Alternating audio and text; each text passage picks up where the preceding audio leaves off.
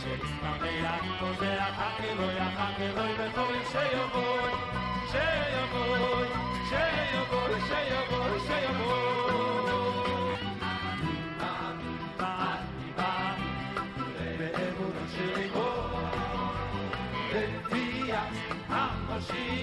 evening, welcome to the Moshiach Mystery series. This evening we are going to talk more about living with Moshiach. What does it mean to live with Moshiach? We've already talked about in some of our previous Shiurim, some of our previous lectures, about the unique time period in which we find ourselves. The Rebbe has told us that we are standing on the threshold of the Geula, Saf HaGeula, the threshold of Geula. It's been now almost 30 years, and since this is a unique time in history, we're still in Galus, we're still in exile. However, we're literally holding on the threshold of Geula, and therefore we're able to serve Hashem in a unique way. A way that is similar to the way our life is going to be when Moshiach comes.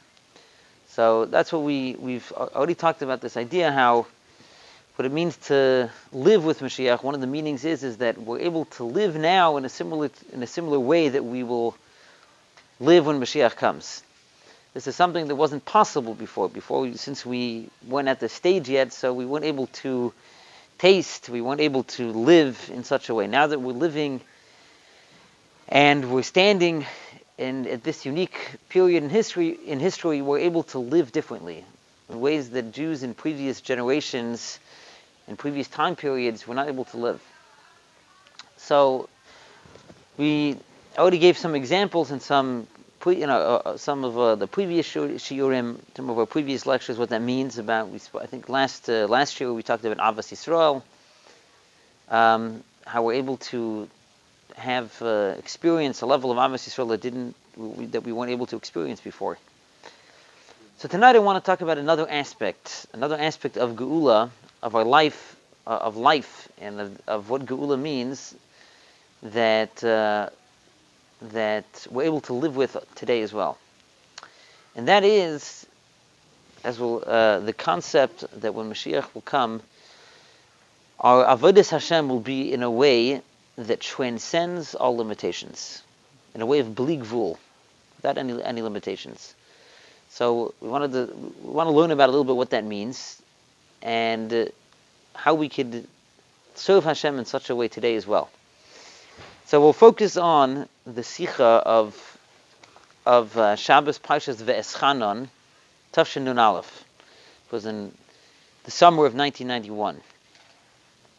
So just to give a little background of the Sicha, we're not going to learn the whole Sicha, but just some bits and parts just to get the main point over here. So this was the Shabbos after Tisha B'Av, Shabbos Nachamu, when we read the Haftarah of Nachamu Nachamu Ami, where Hashem says that my people, you should be comforted. And the discussion over here is, why does it have to say Nachamu twice? Nachamu Nachamu Ami, right? Be comforted, my people. So our sages say this is a reference to the two Batei Mikdashes, the two temples that were destroyed. So Hashem is telling us now He's going to bring a third Beis HaMikdash, which this is going to comfort us on the loss of both Batei Mikdash, the loss of both temples. So the discussion over here is, what is the significance of this double Nachamu, the double Lashon? And okay, so you see over here at the end of Sif Gimel, on page 284. So the Rebbe explains in general that the concept of a double lashon is connected to the Geula. So just in general, whenever in Chazal we find that whenever something is double, it shows on numerous times. Like it says, for example, you should rebuke your friend. And I say to say afilu mea pa'amim, even 100 times, which 100 doesn't mean only 100. It means there's no limit. So we see there's this concept that kefil double means something which is beyond limitation. There's no limit. Whenever the Torah wants to tell us there's something there's no limit to it, it says it twice. Okay, so how is this connected to Geula? It says, Ki valpize yesh levar hakesher v'ashayches the kefil leGeula. Ki inyan hakefil bli gvul shayich leGeula hamitas v'ashleima. The concept of double, this is connected to the ultimate Geula, the true and complete Geula. She'oz yizgala ba'olam ha'ora leki habli gvul. What's going to happen when the Geula comes is in the world there'll be revealed a godly light which transcends all limitations. In the terminology of Kabbalah and Chassidus, there will be a revelation of the infinite light of God. And what will happen? And therefore everything will be perfect. First of all, the redemption will be complete. It will be perfect. The Beis Hamikdash will be perfect, which will be complete, which means simply that it will be a Geula Nitzches. It will be an everlasting Geula.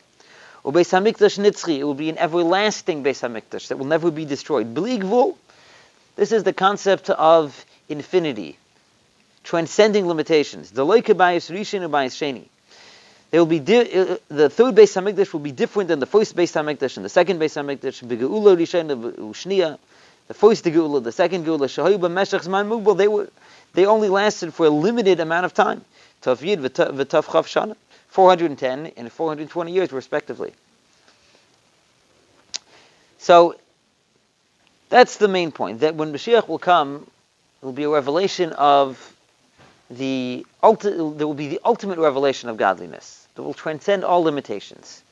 And therefore, God is the source of everything, and He's our life, and the source of existence, and therefore, every single thing will be perfect. Perfection, the reason why in this world we lack perfection, why we don't have all the mitzvahs, and the Beis Hamikdash didn't last, and Am Yisroel suffers, and all these things, it's all because the revelation of godliness in this world is limited. However, when Mashiach will come, since there will be an infinite revelation of godliness, therefore everything will be perfect. So over here he's talking about the Beis Hamikdash, the Geula. So the reason why the first Geula didn't last, was because the revelation of godliness was limited. The reason why the first and second Beis Hamikdash didn't last was because it was a limited revelation of godliness. When Mashiach will come, everything will be perfect, because it's Ein Sof. Okay, so that's point number one. So now the Rebbe goes on to explain over here in Seif Hey on the next page that perfection doesn't just mean that there's no limitations. So sometimes when you think beyond limitations, you just think of just like everything is just simplistic. It's just like there's no divisions, there's no differences. Everybody's the same, and everything is perfect, and everything is wonderful, and it almost seems that like things are just like not. They're lacking color, lacking definition, and everything is just like one big thing. Exactly.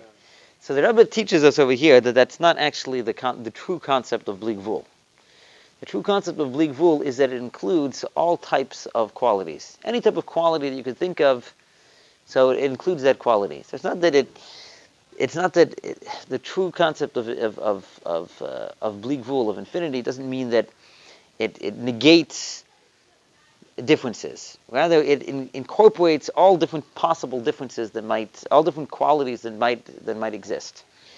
So that's what the Rebbe will explain how that applies specifically in the Batei Mikdash. So to explain it more in detail.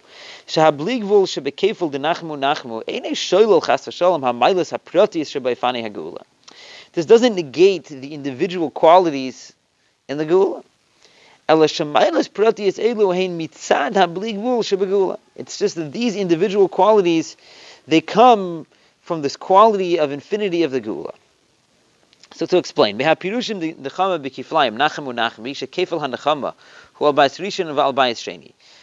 now let's explain this idea of this double consolation, this double comforting for the first and second Beis Hamikdash. This requires explanation. So when Hashem is comforting us, He's not just comforting us with words, just appeasing us. He's comforting us by actually rebuilding the Beis Hamikdash anew. So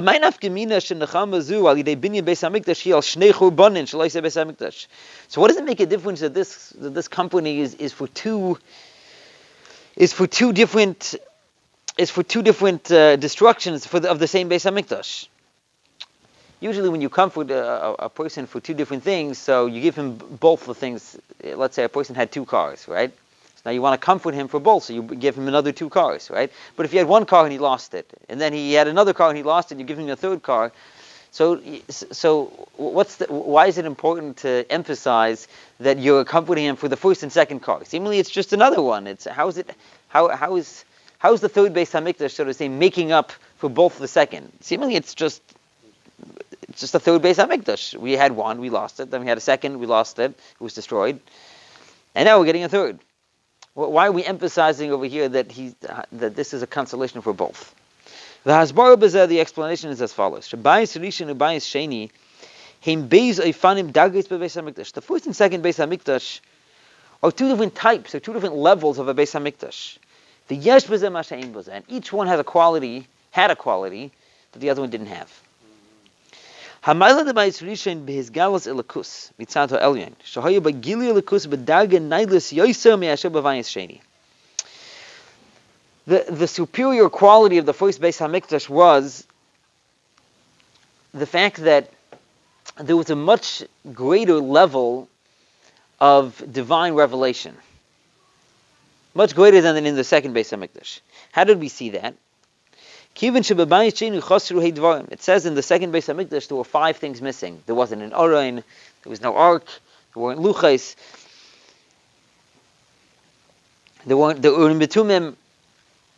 It says that the same level of Shechina wasn't there. So the level of divine revelation in the first Beis Hamikdash was on a much higher level, a higher level of Gili Elokus. Especially the Orein, the ark wasn't there, the place where the Shechina rested. So that was the greater quality of the first Beis Hamikdash. V'hamayla the Bayis Sheni. What was the greater quality of the second Beis Hamikdash? B'kviyusei ba'olam was the fact that it was more permanent in this world. Mitzad ha'tachton. The quality came from the fact that from our perspective. It was a greater binyan, it was a greater edifice, it was a greater building, and it also lasted longer. It was gadlus b'makom binyan. It was man shanim gidul. It was greater in both in space and also in time. So in other words, both the first Beis Hamikdash and the second Beis Hamikdash, each one had a quality the other one didn't have. Yeah. So now we could appreciate the quality of the third Beis Hamikdash. So the Zeru HaPirush, the Nachmu, the Chama B'Kiflam, Abayis Rishon, Abayis Sheni. So now we can understand what is the significance of this double consolation for the first and second Beis Hamikdash. Shebeis Hamikdash HaShlishi Yiyagam Bayis Meshulash. The third Beis Hamikdash, it will also be a bias which it's like a threefold, call it a threefold bias, threefold house. Shayu by Hamaylis the bias Rishon u the bias Shem b'tachtas l'shleimus, meaning it will have both qualities. It will have the superior quality of the first Beis Hamikdash and the superior quality of the second Beis Hamikdash. V'dile gili elokus b'darga hachi nailas, meaning it will be the greatest, the highest revelation of godliness. Ukviyos ba'olam ba'ifin nitzchi, it will also be enrooted in this world in an everlasting way. V'chibush nehem yachtav, will have both these qualities together in one way. Shlishi, that's the quality of the third. This is the third quality that unites the quality of the first and second Beis Hamikdash. So we'll have the arrow and everything. Yeah. The kivin shebezei fani hanacham al bayis rishon al bayis sheni murumazim b'hakefel denachmu nachu shehunin habligvul amitasei yeshlemu shegam kefel hanacham al bayis rishon al bayis sheni hu ba'ofen shel bligvul amitasei hainu she'inyanish lo Beis Hamikdash hashlishi hu bligvul. So what he's explaining is like this. So how is it actually possible that the third Beis Hamikdash should have both qualities? But usually, when it says, you can never, it says, like the saying, they say, jack of all trades, master of none, right? Usually everything and everyone has one unique quality, and that they have, and someone else has a unique quality that they have that no one else has. So how is it possible that you can have the third Beis Hamikdash that should have both qualities equally and have all qualities? The answer is because the quality that the third Beis Hamikdash will have is bli gvul. Bli gvul means that it transcends all limitations. So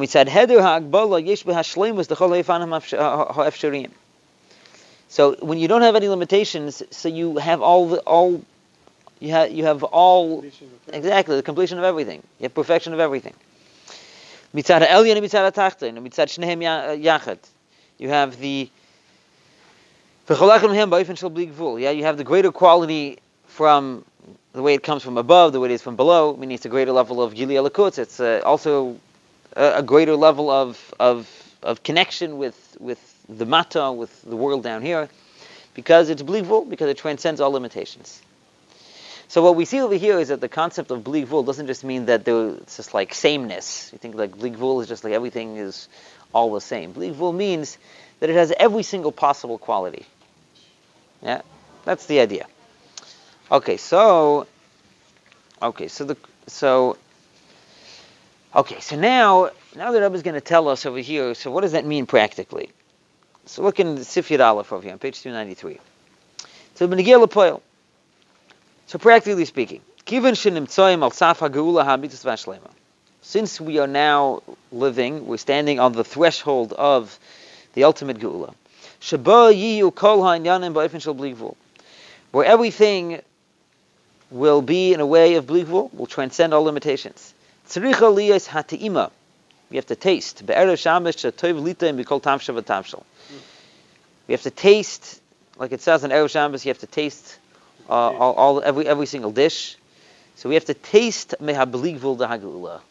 We have to taste this level of bli gvul, of transcending limitations that will of the Geula. Al yedei ha'yisofa b'inyani ha'torah mitzvahs b'oifen shel ha'mayla me'medida v'hagbala. How do we do that? We have to increase in all inyanim, in all matters of Torah and mitzvahs, in a way that transcends limitations. So what does that mean? So the Rebbe will get into it. Specifically, what does this mean? Ha'yisofa b'limud ha'torah. You have to increase in studying Torah. Hey nigla de Torah, hey primius Torah, both in the revealed aspect of Torah and in the inner aspect of Torah. Kol limud ein Yaakov, Haggadah shebeTorah. You have to study even the part of Torah known as Ein Yaakov, which is the part of Torah known as Haggadah. Sheroiv Seides HaTorah Gnuzin Ba, which the Alter Rebbe says that most of the secrets of the Torah are hidden in Ein Yaakov. Va'od ve'ikar limud primius HaTorah, kedivri ha'arizal. Even more important is the study of the inner aspect of Torah, which, as the Arizal says, in these generations it's permissible and it's a mitzvah to reveal this wisdom. Especially after it was already explained in Torah Sachsidus, it was already explained in a way that every single Jew can understand Chassidus, which is the inner dimension of the Torah. And then there's of course an added emphasis in increasing the study of Torah regarding matters that pertain to the redemption itself. Both in the revealed part of Torah, especially in the work of the Rambam of Maimonides, which includes the halachos which apply to the time of the Geula,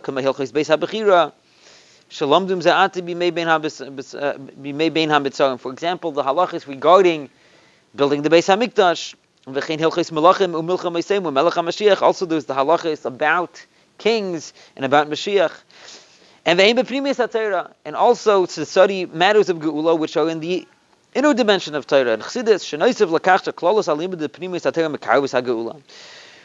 Which, in addition to the fact that generally speaking, studying Pnimis HaTorah brings the Geula closer,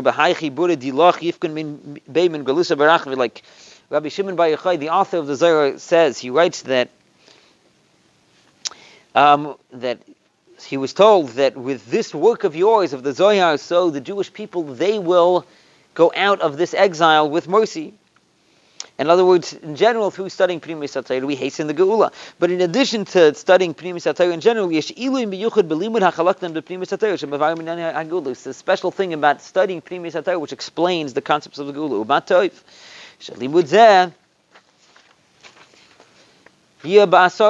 Right? It should be with 10 people.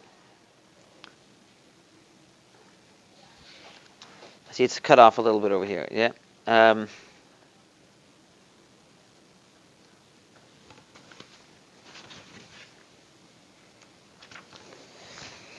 Okay, so in other words, simply what the Rebbe is saying is the way we prepare, the way we taste, the way we start living with this concept of beli gvul, of transcending limitations, is through adding in all matters of Torah without limitation, specifically regarding studying Torah, in studying also matters of Geula. Now the Rebbe adds another thing. Here, this is an important point. It says, so that week, they studied the third parak, the third chapter in Pirkei Avos, which starts histakel b'shleisha dvarim. It starts off, a person should think about three things. So, the way the Rebbe explains it over here is that in addition to thinking or gazing, so to say, at the three things that are mentioned in the Mishnah, this also alludes to another idea, which is thinking about the concept of Geula, studying and focusing and really getting into the meaning of Geula. So the Rebbe says as follows: when you say three things, that alludes to the third redemption and the third Beis HaMikdash. Geula mishuleshes u'Beis HaMikdash mishulash. A triple redemption, a triple Beis HaMikdash. Shekoilo Beis HaMailas, the Geula Rishenu U'Shniya. We're talking about, as we explained before, a redemption that includes both qualities of the previous redemption. It's a Beis HaMikdash that comprises both qualities of the Beis HaMikdash.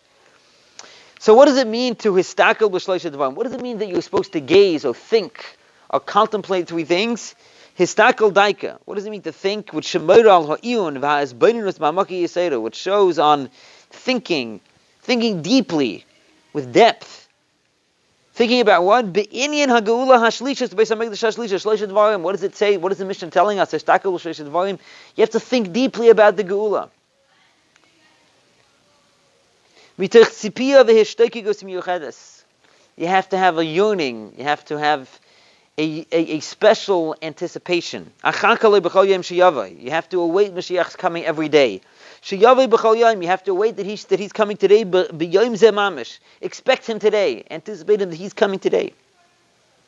So that's something that applied throughout all generations. Any day, and every day we were awaiting Mashiach. And it's definitely all the more true when we're standing today on the threshold of Geula. That now are gazing at these three things, meaning at the concept of Geula, is even more. Now the Rebbe adds as follows. Now, what is that going to help you in your avodas Hashem today, even before the Geula comes, the second before the Geula, and the moments before the Geula?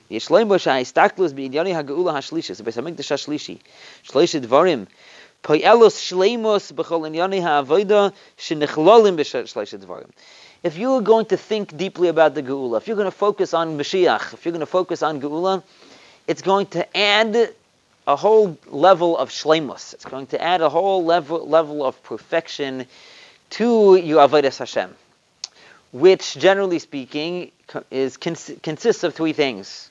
What are those three things? Gimel hakavin the Torah avodah gemilas chasadim. The three general modes of service of Hashem, which are studying Torah, avodah, which is davening, and gemilas chasadim, which generally speaking refers to mitzvahs. The three pillars on which the world rests, exactly. Which generally speaking we fulfill them through thought, speech, and action. Thought is primarily the meaning of avodah, of tefillah, which the main thing of tefillah is in our thought, is in our kavanah. Dibur, our speech, is Torah, right? Which it's not enough just to think about it, but you have to say the words of Torah with your mouth. And then, of course, Maisa action is the mitzvahs, Gemilas Chasadim. So now, if you think deeply about the Geula and you focus on Geula, and you focus about the imminence of Geula, so then what does that cause? That your avodah is not in a way of division. It's in a way that transcends limitations. And we said, Heder ha'agbala yeshna shlemus b'chala gimel kavin. Yeah, and when you have no limitations, then you have shlemus in all three aspects. So I want to discuss this a little bit. So what does that mean exactly? The Rebbe is saying that bli gvul doesn't just mean that you do more, right? More than your limitations, right? You learn more, you daven more, you do more mitzvahs. So it's a whole different quality. That's a whole different mode of serving Hashem. It's a whole different mode that now brings shleimus to everything. So maybe you could explain it like this. So now let's look at a different sikha over here. We have just to explain it. Over here, the Rebbe talks about... Oh, the footnote over here also, yeah. Okay, maybe we'll get back to that over here. Yeah, we'll get back to the footnote.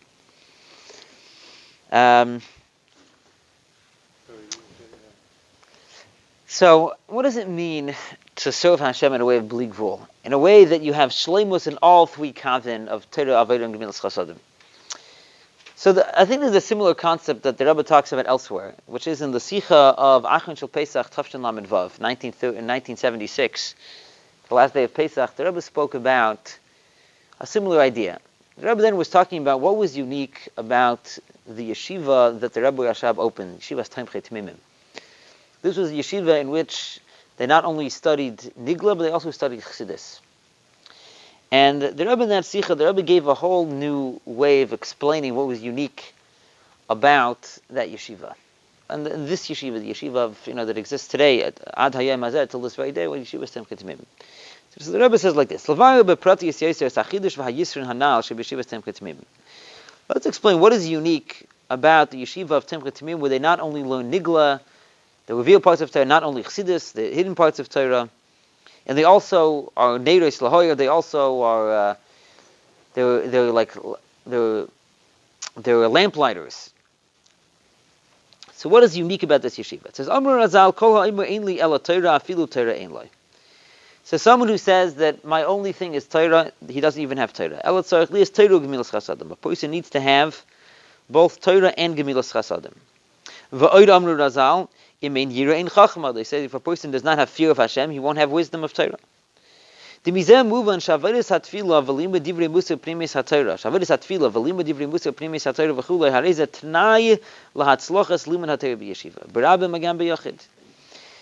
this we understand that if you want to be successful in studying Torah, then you need to also daven.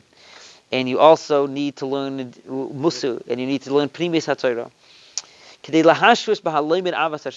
order that you should learn Torah with love and fear of Hashem. And you also have to get involved in doing acts of kindness, which includes also doing tzedakah in a spiritual way, teaching other people about Torah. Because if not, then you won't even have Torah. That's what our sages are saying. You can't just have one thing. So here's the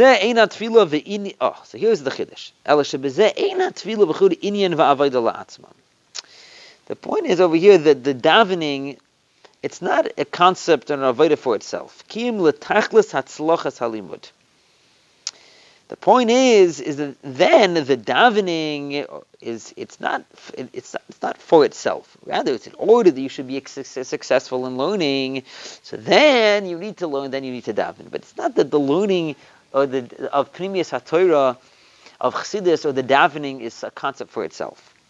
So what's unique about Yeshiva's Tamchei Tmimim, I'll paraphrase, is that everything that a student in Tamchei Tmimim is doing, whether it's learning Torah, or whether it's davening, or whether it's doing hafatzas hayadas, hafatzas hamayanit, it's spreading Yiddishkeit, spreading Chassidus, this is a goal in and of itself. It's something that the student, that the bocher in Temchei Tmimim, or as you'll see later, the Rebbe says really anyone who studied anything of the Rabbeim is considered like a bocher in yeshiva, Temchei Tmimim. It's an avodah for itself.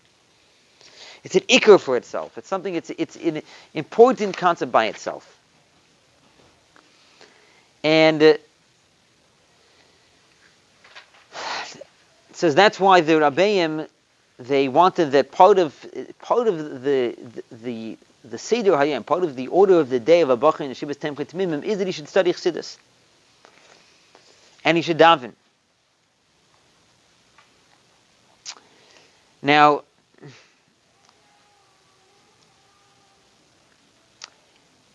and it says they even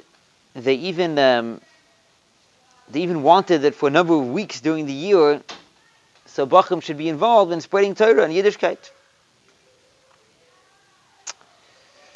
So that's what's unique about the Yeshivas Temchei Tmimim, that it's not enough that to do all three things, Torah, Avodah, and Gemilas Chasadim. But each one has to be an ikr for itself. So now, if you go down to here, the Rebbe asks, seemingly you could ask, how is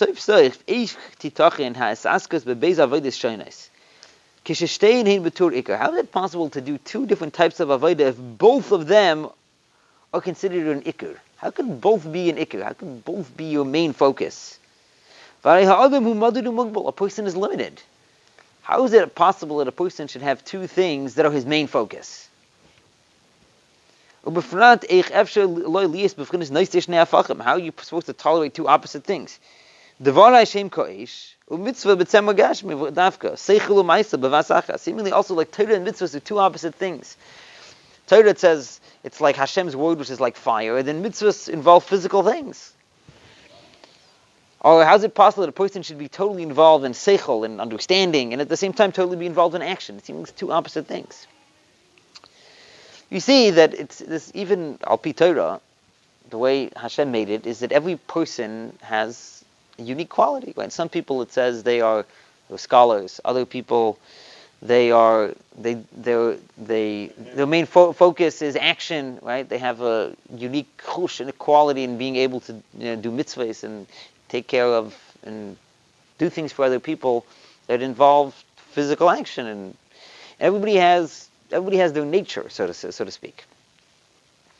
So how could we demand from someone that, let's say he's a Torah scholar, he's a Bachar in Yeshiva, that he should have that the same excitement and the same focus and the same and put the same emphasis on mitzvahs and helping others as his learning? And the same as the opposite is true. If someone whose their main focus is action and doing mitzvahs, how could we say that they should make their whole focus also learning? How is it possible to have both? Or you have people also that their main thing is davening, right? You have people who naturally are more they're more emotional. They have more they connect very much with davening. So how is it possible that they could have the same focus also on learning and on mitzvahs? So seemingly, it was what the Rabbeim were asking for Yeshivas Temchei Tmimim. Seemingly, they're asking the impossible. They're asking for a person to transcend the limitations of a human being. The explanation is like this: Hagbalazu, this limitation, shekol avodah mechulekes mechaverta, that each avodah is separate. Ba'ifin she'yefshar lahen lamed yachtav, in such a way that they're not able to exist together. Hu mitzad hatzir chitzayni shalhan. This is on the surface. Aval mitzad pnimiyusin v'atzmiyusin. However, if you're going to look deeper into what the whole concept of mitzvahs are, harei kol ha'avodos nikudas achas. All avodas, they all have one nikuda. It's all one thing. Kiyum ratzon ha'elyon. It's one thing. You're doing what Hashem wants. In other words, if you look at things, if you look at Torah mitzvahs just on the surface, we're saying, so it seems like Torah is one inyan, it's one idea, mitzvahs is another inyan, davening is another thing. Each thing has it's a different quality, right? It's a different idea. But if you go a little bit deeper, you realize it's all one thing. This is all Hashem's will. Hashem wants you to have different thrusts, so to say, different qualities, different things. But essentially, it's all one nekudah. So now the question is like this. So what's your approach to Torah mitzvahs? So it depends. It says, "V'lachein, kasher ha'adam hu b'vchinas mitzias la'atzmai." So if the person, if he is a mitzias for himself, u'b'meila gam avodasehi mugbelas ba'ifin kazeh, and therefore also his avodah is also limited in such a way. Harei oz kol avodah shalohi inyan shayna.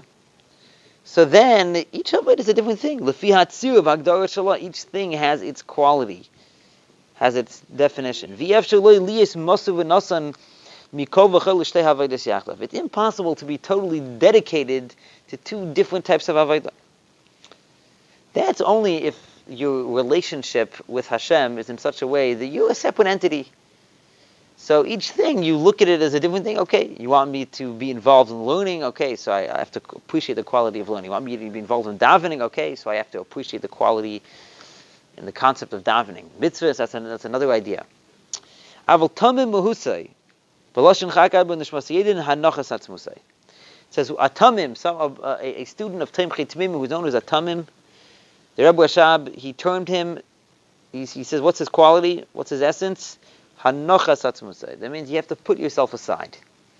Haynu shu b'vchinas bittul v'havshata she'elei mevukish la'atzmai. Means that you have to realize that you have no desire for yourself. His whole desire has to be to fulfill the will of those who founded the yeshiva, meaning the Rebbeim, which that is Hashem's will. They don't have their own will. If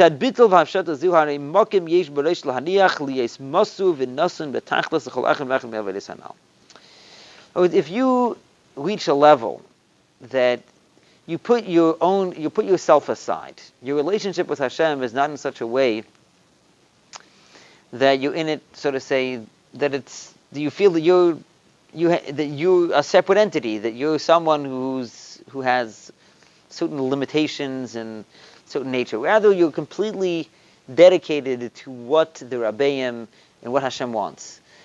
So there's no stira. Yeah, well, it could be learning, it could be davening, mitzvahs, helping others.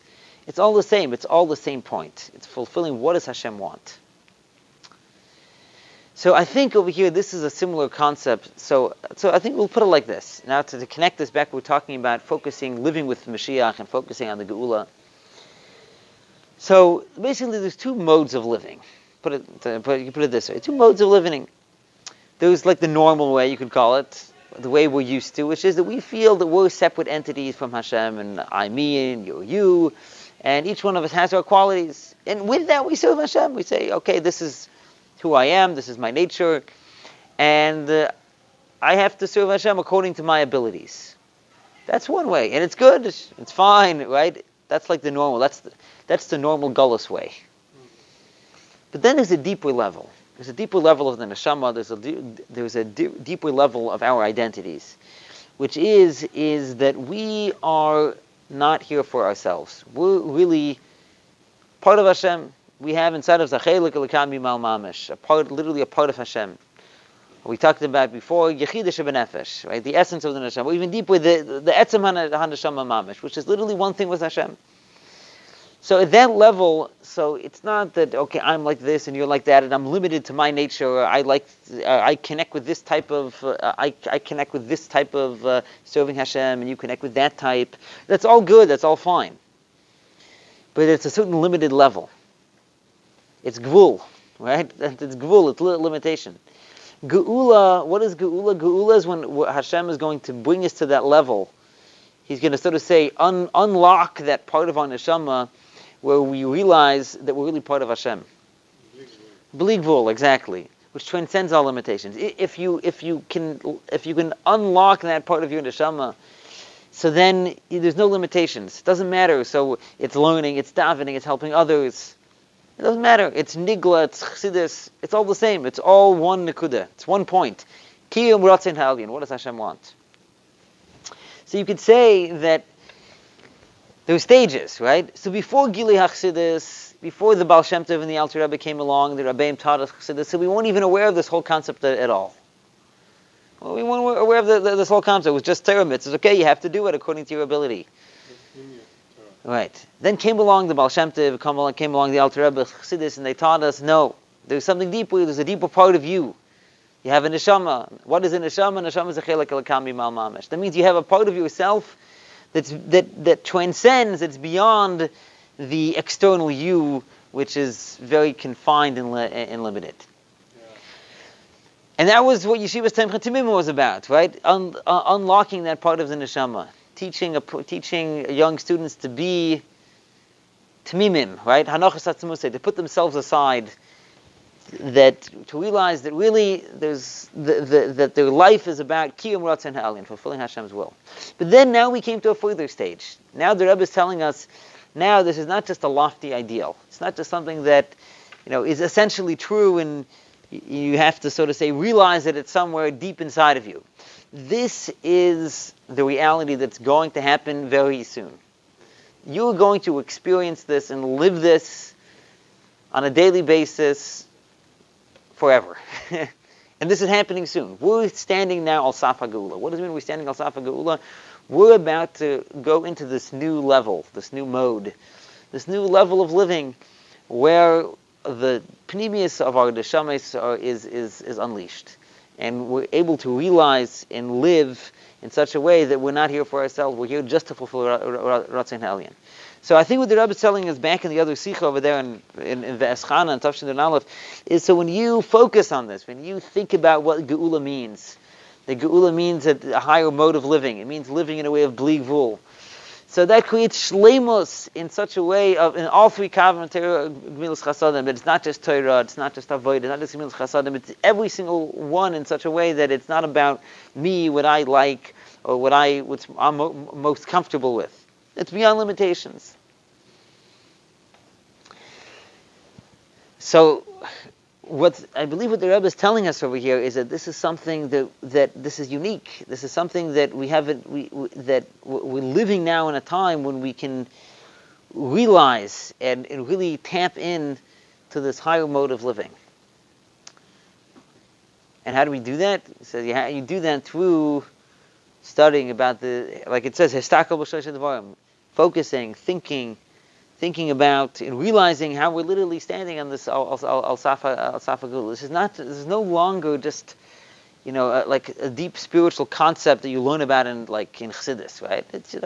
It's like a higher truth that one day I'll live at that level. This is something that's happening. This is something that is going to happen very soon. And if you realize that, so you're able to incorporate it into your life now even more than before. And so we should do that, and we should be zoicha to the Geula b'pa'il mamash. Take it from me out immediately.